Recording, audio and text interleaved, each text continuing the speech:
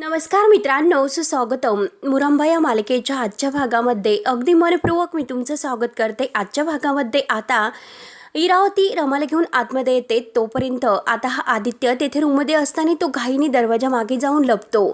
तर इरावती रमाला घेऊन येते आणि विचारते की काय ग रमा, तुझं काय सुरू आहे? आणि हे बघ, मला माहिती आहे की आपल्यामध्ये कधी बरं नव्हतं आणि तुला पटणार सुद्धा नाही, तरी सुद्धा मी तुला सांगते, तुझं आता साई बरोबर लग्न होणार आहे आणि जर तुला त्याच्याबरोबर सुखाने संसार करायचा असेल, अक्षयला विसर आता, तरच तुमचा सुखाचा संसार होऊ शकतो. हे बघ रमा, अगं जरा तुझा चेहरा बघ ना आरशामध्ये आणि जरा नीट सुद्धा करून घे. आदित्य यांचं सर्व बोलणं ऐकत असतो. रमा आता काही उत्तर न देता फक्त इरावती आत्याकडे पाहत असते. इरावती म्हणते की अगं चेहरा व्यवस्थित कर, कारण तुला साईच्या नावाची हळद लावायची आहे. तेव्हा रमा काही न बोलता आपल्या रूम मध्ये निघून जाते आणि त्याच वेळेस आता इरावती आत्या ही आता आदित्यला खुणावते. आता मात्र आदित्यला खुणावल्यानंतर आदित्य लगेच आता रमाच्या मागे रूम मध्ये जातो आणि ऑल द बेस्ट आता ही त्याला अगदी अंगठा करून वर करते. तेव्हा मात्र आता आदित्य अगदी खुश होत आतमध्ये रमा बरोबर बोलायला जातो. त्यानंतर मात्र आता ह्या मुली मात्र आतमध्ये गेलेल्या आहे म्हणून आता माईला तर खूप उकडायला होतं. तिला आता त्यांची वाट बघून बघून आता कंटाळा येतो. पार्वतीची आता शशिकांतला खुणावते आणि म्हणते की आता इथे तर खरंच खूप गरम होते आणि ह्या मुलींचा नट्टाफट्टा होईपर्यंत केव्हर थांबावं लागतं माहिती नाही. आपण आतमध्ये रूम मध्ये बसून काहीतरी गार पिऊयात, चला आतमध्ये, असं माईंना म्हणते. त्यावरती माई म्हणते की हो चालेल ना, चला, म्हणून दोघी जायला निघतात. तेव्हा मात्र आता ते हळदीचे भांड आहे तर ते मात्र बदलण्यासाठी पार्वती आजीचा हा एक डाव असतो. ती शशिकांतला खुणावते. आता माई हातामध्ये तसेच ते साईला जे हळद लावलेली आहे तर ते भांड घेते. तर पार्वती आजी म्हणते की अहो ते भांड इथं ठेवा, ते कशाला घेऊन चाललात आतमध्ये? त्यावरती आता माई म्हणते की अहो इथे कशी ठेवणार बरं हळद, आणि मी ठेवून येते. तेव्हा आता पार्वती आजी शशिकांतला त्या हळदीच्या भांड्यावर लक्ष ठेवायला सांगते मुद्दाम. त्यावरती शशिकांत सुद्धा मुद्दाम म्हणतो की आई बघ तिकडे किती मजा सुरू आहे आणि मला सुद्धा हळद खेळायला जायचं आहे.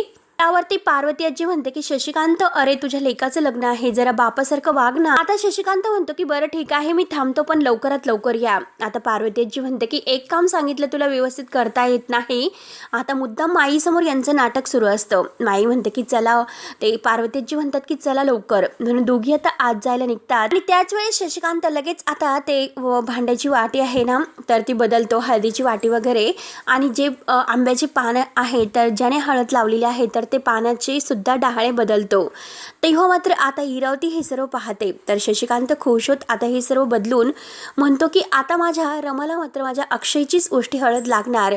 तर इरावती आता त्याच्याकडे बघून हसते. त्यावरती इरावती हे सर्व बघून म्हणते की अरे अरे, माझा भाऊ खरंच किती मूर्ख आहे. अक्षयची उष्टी हळद मात्र आता ह्या रमाला नाही लागणार, त्याची सगळी खबरदारी ऑलरेडी मी घेतलेली आहे रे. बिचारा शशिकांत मात्र खुश होत हसत असतो, कारण त्याला असं वाटतं की आता आपण हळदीचं भांड बदलवले. आणि इरावती आता मनात म्हणत असते की आतापर्यंत आदित्यने सर्व काही रमाला सांगितलं सुद्धा असेल आणि आता मात्र ती खाली आली तर संध्या मात्र जे हळदीचं भांड आहे तर ते बदललेले सुद्धा तिला सांगेल. आणि आता आगीत खरं तेल ओतलेलं आहे आणि हे सर्व घडत असताना मात्र आता शशिकांत आणि अक्षय यांचे चेहरे कसे पडतात तर ते सुद्धा मला बघायचे आहे. म्हणून इरावती आता खूपच खुश होत असते. त्यानंतर मात्र रमा ही तयार होऊन आता अगदी बाहेर जायला निघते आणि तेवढ्यात मात्र आता आदित्य हा आत घुसतो. आता रमा त्याला म्हणते की आदित्य तू इथे काय करतो? बाहेर हळदीचा कार्यक्रम सुरू आहे आणि हे बघ, मला कोणताही तमाशा नकोय. जर तुला इथे कोणी बघितलं तर आणखीन प्रॉब्लेम व्हायला नकोय, त्यामुळे प्लीज तू जा. तर आदित्य म्हणतो की हे बघा, मला तुमच्यासोबत खूप महत्वाचं बोलायचं आहे. त्यावर तर रमा म्हणते मला नाही बोलायचं. तर आदित्य पुन्हा म्हणतो की प्लीज माझं ऐकून घ्या, खूप महत्वाचं आहे माझं बोलणं. रमा काही ऐकून घ्यायला तयारच नसते. रमा म्हणते की मी तुला एकदा सांगितलं की मला काही ऐकून घ्यायचं नाही म्हणून, तू जा बरं इथून. तेव्हा आदित्य म्हणतो की हे बघा, तुम्ही समजतात तसं काही नाही. मला आता हे बघा, सोरा आणि माझ्याबद्दल बोलायचं आहे. सोरा आज सुद्धा माझ्यावरच प्रेम करते. त्यावरती रमा ऐकून घ्यायला तयारच नसते. रमा म्हणते की बास, आता ह्या विषयावर आपण बोललो आणि ह्या विषयावर मला आता काही बोलायचं नाही, कळले ना तुला आता हे सर्व? आणि हे बघ, तू इथून जा, नाही तर मी पोलिसांना फोन करेल. तेव्हा आता रमा काही ऐकून घ्यायला तयारच नसते आणि रमा लगेच आता आपला मोबाईल घेते. तर आदित्य तिच्या हातातील मोबाईल घेत म्हणतो की हे बघा, प्लीज माझं ऐकून घ्या, प्लीज प्लीज, एकदा फोन करू नका, एकदा ऐकून घ्या. तेव्हा आता रमा त्याच्या हातातील मोबाईल हिसकवण्याचा प्रयत्न करत आहे आणि आदित्य तो मोबाईल घेण्याचा. तेवढ्यात तिथे राणी येते. राणी लगेच आता ह्या आदित्यला हिसकावून बाजूला करते आणि म्हणते की तू तर फोटोग्राफर आहे, मग इकडे काय करतोस आणि इकडे काय करतोस तू? आणि रमाला विचारते की रमा मॅडम हा काही तुम्हाला त्रास देतोस का? त्यावर आता रमा राणीला म्हणते की तू शांत राहा. तर राणी शांत राहायला तयारच नसते. राणी म्हणते तरी सुद्धा मला वाटलं होतं की नक्की हा काहीतरी गोंधळ घालणार म्हणून. तेव्हा आता रमा ही आता राणीला शांतच बसायला सांगते आणि आता आदित्यला म्हणते की तू आत्ताच्या आत्ता येथून जा, तुला कोणी बघण्याच्या अगोदर. तेव्हा मात्र आता आदित्य पुन्हा म्हणतो की रमा एकदा ऐकून घे प्लीज. तेव्हा राणी म्हणते की आपण अक्षय भाऊजींना सांगू. तर आता रमा म्हणते की जोरात ओरडते की काही गरज नाही म्हणून. तेव्हा आदित्य पुन्हा पुन्हा म्हणत असतो की प्लीज ऐकून घ्या, परंतु रमा आता पुन्हा ओरडते की हे बघ मी तुला किती वेळेस सांगू की मला नाही ऐकायचं, तू जा बरं इथून. राणी म्हणते की मी अक्षय भाऊजींना सांगते. आता त्यांचं ते सुरू असतं. आता याला गेटच्या बाहेर कसं सोडवायचं हे बघतेस मी, असे बोलून राणी आता त्या आदित्यच्या हाताला धरते. त्यावरती आदित्य म्हणतो की हे बघा रमा मॅडम प्लीज प्लीज एकदा ऐकून घ्या. आदित्य अगदी जीवाच्या कासवीस होऊन विनवण्या करायला सुरुवात करतो, पण तरी सुद्धा रमा काही ऐकायला तयारच नसते. राणी आता आदित्यच्या हाताला धरते आणि रमाला म्हणते की हे बघा रमा मॅडम मी तुम्हाला बोलवायला आलेला आहे कारण तुम्हाला बाहेर हळद लावायची आहे. आणि राणी आदित्यच्या हाताला धरून त्याला ओढत असते. तर आदित्य बिचारा रमाला म्हणतो की प्लीज प्लीज एकदा माझं ऐकून घे. तेव्हा आता राणी त्याला हाताला धरून बाहेर काढतेच आणि आता रमा कुठे आता इतकं तिला टेन्शन आलेलं असतं आणि स्वतःला शांत करते. त्यानंतर आता सगळेजण रमा आणि सोरा येण्याची वाटच पाहत आहेत. सगळेजण एकमेकांकडे बघत आहे. तर आता शशिकांत अक्षयला खुणावतो की काही टेन्शन घेऊ नको, सगळं काही तयारी व्यवस्थित झालेली आहे. तर साई त्यांच्याकडे बघतो. राहुल बिचारी आपली खूप नाराज अगदी बसलेली आहे. ती काहीतरी विचार ती करत आहे आणि पार्वती आजीचं लक्ष तिच्याकडे जाते. त्यावरती मात्र पार्वती आजी विचारते की आरोही काय ग काय झालं, कसला विचार करते तू, अशी तोंड पाडून का बसलेली आहेस? तेव्हा आता आरोही नाराज होत म्हणते की आजी जर बाबांची उष्टी हळद आईला नाही लागली तर त्या दोघांचं लग्न कसं होणार? तेव्हा आता पार्वती आजी आरोहीच्या कानामध्ये जे सांगितलं आहे की आता हळदीचं भांड त्यांनी कसं बदलवलेलं आहे हे सगळं काही मात्र आता त्यांना सांगते. तेव्हा मात्र आता आरोहीला तर खूप आनंद होतो. म्हणजे आता बाबाची जी उष्टी हळद आहे तर ती आईला लागणार याची पूर्ण तयारी मात्र आता त्यांनी केलेली आहे हे मात्र आरोहीच्या लक्षात येते. म्हणून ती आता साईकडे अगदी ॲटिट्यूड मध्ये बघत असते. तेव्हा आता आरोही खुश होते, भांडं आपल्या हातात घेते आणि म्हणते की देवबाप्पा आता नक्की तू माझ्या आईबाबांना एकत्र आणणार आहे असं मला वाटतं, माझी पूर्ण खात्री आहे. तर इरावती आता ह्या आरोहीकडे पाहते. तेवढ्यात आता रमा ही बाहेर येते आणि सोरा सुद्धा बाहेर आलेली आहे. परंतु इरावती आता विचार करते की रमा इतकी शांत का आहे, कारण रमाने अजूनपर्यंत काहीच रिॲक्ट काही केलं का नसेल. नक्की तो आदित्य तिला भेटला असेल ना, त्याने सर्व तिला सांगितलं तर असेल ना. त्यानंतर आता रमानी सोरा तयार होऊन पुन्हा आता त्या हळदीच्या जे काही तेथे लावायचं आहे तेथे जागेवर येऊन बसतात. रमाच्या मात्र मनामध्ये आता अगदी काही ना काही कहूर सुरूच असतं आणि सोरा आता अगदी निवांत बसते, कारण तिला माहिती आहे की आता ही हळद लागणार नाही म्हणून.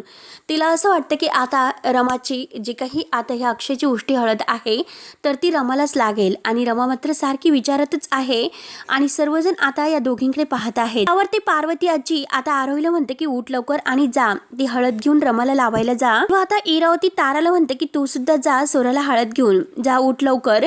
तेव्हा आता आरोही आणि तारा उठतात आणि तेवढ्यात आता ही इरावती माईला खुणावते. आता मात्र यांना खुणावल्यानंतर आता माई लगेच म्हणते की ए पोट्ट्यांनो थांबा. तेव्हा तारा आणि आरोही लगेच उभे राहतात आणि माईकडे पाहत असतात. त्यावरती आता साई विचारतो की काय ग माई तू त्यांना का थांबवलंस, काही प्रॉब्लेम आहे का? त्यावरती माई हळू साईला म्हणते की हो प्रॉब्लेम आहे, कारण ह्या मंडळींनी मात्र आता हळदीची भांडे आहे तर ती बदलवलेली आहे आणि नक्की गोंधळ घालून ठेवलेला आहे. तेव्हा आता हे ऐकल्यानंतर साई म्हणतो की काय बोलतेस? आता सगळेजण माईकडे पाहत असतात. माई म्हणते की त्यांना असं वाटलं की माझ्या डोळ्यामध्ये धूळ फेकतील ते आणि त्यांनी तेच केलेलं आहे. म्हणून माई आता आरोहीच्या हातातील भांडं सुद्धा चेक करते आणि आता ह्या ताराच्या हातातील सुद्धा, कारण जे भांडं आता रमाला हळद लावणार आहे साईचं जे भांडं आहे तर त्या भांड्याला मात्र त्यांनी खालून गुलाबी रंगाचं स्टिकर चिटकवलेलं आहे. आता हे सर्व ती चेक करून पाहते तर ताराच्या हातातील भांड्याला मात्र आता हे गुलाबी रंगाचं स्टिकर असतं. आता माई हे सर्व चेक करून म्हणते की बघितलंस का, मी तुम्हाला सांगितलं होतं की साईच्या हळदीचं जे भांडं आहे तर ते आहे, त्याच्या खाली गुलाबी स्टिकर आहे आणि हे बघ त्यांनी नक्की भांडं बदलवलं, ही तुझी हळद आहे आणि ती अक्षयची हळद आहे. तर आता मात्र सगळेजण धक्क्याने परत ह्या माईकडे पाहत असतात आणि माईने पुन्हा ते भांडं बदलवलेलं आहे. आता जे काही आता रमाला लावायचं आहे तर ते गुलाबी रंगाचं स्टिकर चिटकवलेलं आहे तर ते भांडं मात्र माई आता आरोहीकडे देते आणि आरोहीच्या हातातील जे काही अक्षयची हळदीचं भांडं आहे तर ते सोराला लावण्यासाठी आता ह्या ताराच्या हातात देते आणि ताराला म्हणते की जा आता. आरोहीला खूप वाईट वाटतं. आता आरोही मनातून म्हणते की की देवप्पा काहीतरी कर, तूच काहीतरी चमत्कार कर. तेव्हा आता इरावती मात्र आता ही शशिकांतच्या समोर येऊन बसते आणि म्हणते की काय रे दादा, तुला वाटी बदलायची होती तर ती सुद्धा सारखी बदलता नाही आली आणि उगाचच तू आता हळदीच्या भांड्याची आदलाबदल केली. काही उपयोग नाही झाला तुझं हे सर्व करून. आम्ही सुद्धा काही कच्चे खिलाडी नाहीत. तेव्हा आता शशिकांत रागाने ह्या इरावतीकडे पाहत असतो. त्याला असं माहिती आहे की इरावतीनेच आता हे सर्व कारस्थान केले असणार, म्हणून तो इरावतीकडे बघत असतो. आता लगेच सगळेजण हे इरावतीकडे पाहत असतात. तर इरावती शशिकांतला म्हणते की हे बघ, संध्याने मात्र आता वाट्या हे बदलवल्यात आणि शेवटी अक्षयची हळद मात्र सोराला लागणार. आता साईचीच उष्टी हळद मात्र रमाला लागणार आहे. तेव्हा आता शशिकांत रागाने ह्या इरावतीकडे पाहतो. रमा मात्र आता सगळ्यांकडे बघत असते की नक्की काय सुरू आहे तेच काही कळत नाही. इरावती आता खुश होत शशिकांतला म्हणते की हा जो कार्यक्रम आहे ना तो अगदी सुखरूप पार पडून दे, व्यवस्थित होऊन दे. तेव्हा शशिकांत काही न बोलता इरावतीकडे रागाने बघत असतो आणि कळतं ना दादा मी तुला काय म्हणते. आता इरावती खूपच हसत असते. त्यानंतर मात्र आता आदित्य इरावतीला फोन करून सांगतो की मला मात्र त्यांनी रूमच्या बाहेर काढलं, मला रमाशी नाही बोलता आले. तर इरावती म्हणते की काय बोलतोस. आता हा आदित्य म्हणतो की हो, त्यांनी मला रूमच्याच बाहेर काढले अगदी हाताला धरून, त्यामुळे मला नाही बोलता आले. तर इरावती म्हणते की अरे तू अगदी घाबरलेला आहे का? अरे तू आपल्या गर्लफ्रेंडला घेऊन नाही जाणार का? इथे थोड्याच वेळाच मात्र तुझी सोरा आहे तर ती अक्षयचा हात धरून त्याच्यासोबत लग्न करणार आहे आणि तिला मात्र त्याच्या नावाची हळद लागणार आहे, लक्षात घे. आणि तू काय पळकुटेसारखा घाबरतोस? अरे मग तू आपल्या गर्लफ्रेंडला असं सोडून द्यायला निघालास का? अगदी हिरो सारखी एंट्री घे आणि पटकन ये आणि घेऊन जा तुझ्या सोराला. त्यावरती आता आदित्य म्हणतो की नाही आणि परत आता इरावती त्याला तयारच करते. तर आता हा आदित्य म्हणतो की हो येतोय मी, आता काही झालं तरी मी माझ्या सोराला त्या अक्षयची नाही होऊन देणार. म्हणून रागाने फोन ठेवत आता आदित्य इकडे यायला निघतो आणि आरोहीच्या हातात आता हे रमाला जे भांड आहे हळदीचं, तर ते हळदीचं भांड लावायचा जे घेऊन ती जात असते. इरावती आता धावतच आरोही जवळ येते. आरोही थांबलेली असते आणि इरावती आता लगेच खुश होत म्हणते की अगं हे बाळा काय झालं, जा ना तू हळद लावायला. ते भांड घेऊन त्यावरती लगेच आता ती आरोहीला अगदी हाताला धरते आणि पुढे घेऊन जात असते. आता आरोही बिचारी नाराज होते कारण आता हे जे रमाला हळद लावायचं आहे तर तिच्या हातामध्ये ते साईची जी उष्टी हळद आहे तर ते भांड असते, म्हणून बिचारीला खूप आता नाराज ती होत आहे. तिला खूप अगदी वाईट वाटतं आणि ती अगदी एक एक पाऊल पुढे टाकत चाललेली असते. त्यावरती आता साई लगेच आरोहीकडे बघतो आणि म्हणतो की आरोही मी तुला काय म्हटलं होतं की देवबाप्पा जे काही ठरवतो तर तेच होत असतं. आता सोरा रमा हे सगळेजण मात्र आता साईकडे पाहत असतात. साई आरोहीला ती हळद अगदी रमाला लावायला घेऊन जायला सांगतो आणि आता रमाला मात्र धक्काच बसतो. तेव्हा आता आदित्य आहे तर तो अगदी धावतच येत आहे इकडे ज्या म्हणजे सोरा तिथे हळद लावायला बसलेली आहे तिकडे. तो इतका धावत येतो आणि जोराने ओरडत म्हणतो की सोरा थांब. तेव्हा आता सगळेजण मात्र आदित्यकडे बघत असतात आणि त्याच वेळेस मात्र आदित्यचा खाली जी चटई आहे तर त्यात पाय गुंततो आणि त्याचा धक्का मात्र आता ह्या आरोहीला लागतो. आरोही जोरात ऐक असं ओरडते आणि तिच्या हातातील जे काही भांडं आहे तर ते वर उडलं जातं आणि उडता क्षणी मात्र ते रमाला लागणार. रमा जोरात आरोही असं ओरडते आणि ते सगळेजण त्या भांड्याकडे बघत असतात. त्याच वेळेस आता अक्षय कशाचाही विचार न करता धावतच रमाच्या जवळ येतो आणि रमाला हाताला धरून तो ओढतो आणि आपल्या अंगावर खेचतो आणि ते भांड आता रमा जिथे बसलेले आहे तर तेथे पडते. तेव्हा आता अक्षयने रमाचा जीव तर वाचवलेला आहे, परंतु दोघांचा एकमेकांच्या गालाला गाल लागल्यामुळे आता अक्षयच्या गालाची जी उष्टी हळद आहे तर ती मात्र रमाच्या गालाला लागते. आता सगळेजण रमा आणि अक्षयकडे बघत आहेत आणि रमाच्या गालाला मात्र अक्षयच्या गालाची सगळी हळद लागलेली आहे.